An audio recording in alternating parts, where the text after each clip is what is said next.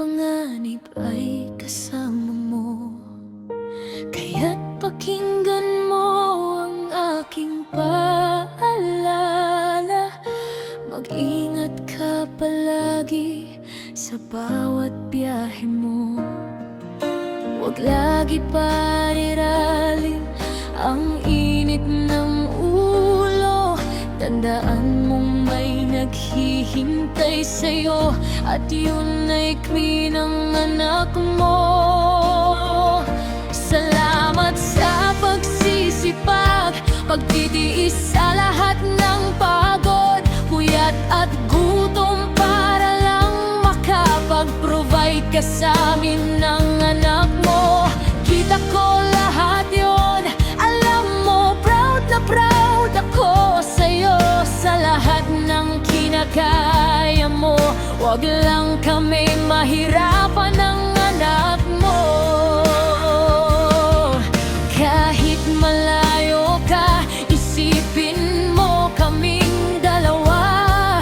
Ligtas na pagbabalik ang aming hiling at diwa.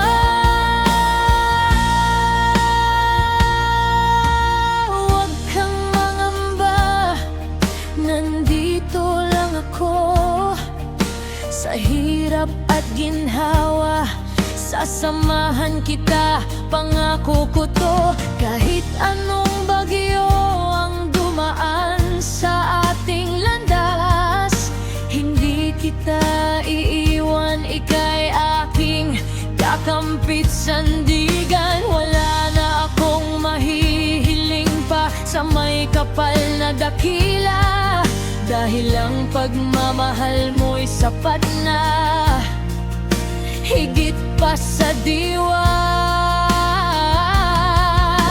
Binibigay mo ang lahat para sa aming kinabukasan.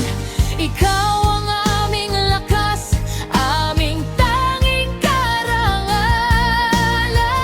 Sana'y huwag kang magsawa sa aking pag-uugali. Alam kong hindi ako perpekto, madalas ay nagagalit din. May mga pagkakataong mainit ang aking isip, pero sa kaibuturan, ikaw lang ang tanging iniibig. 4 na taon nang lumipas, puno ng alaala. Salamat sa pananatili, sa pag-unawa at pagkalinga. Salamat Darren, dahil hindi mo ako sinukuan. Kahit may kakulangan, ako'y iyong pinili at minahal ng tapat.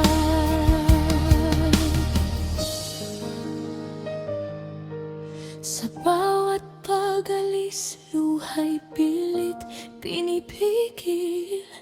Iniisip ang oras na muli kang makakapiling. Ingatan mo ang sarili, iyan ang aking hiling. Dahil ang pagbabalik mo'y ligaya sa aming damdamin. Nandito lang ako, maghihintay ng tapat, magmamahal ng wagas habang panahon at habang buhay.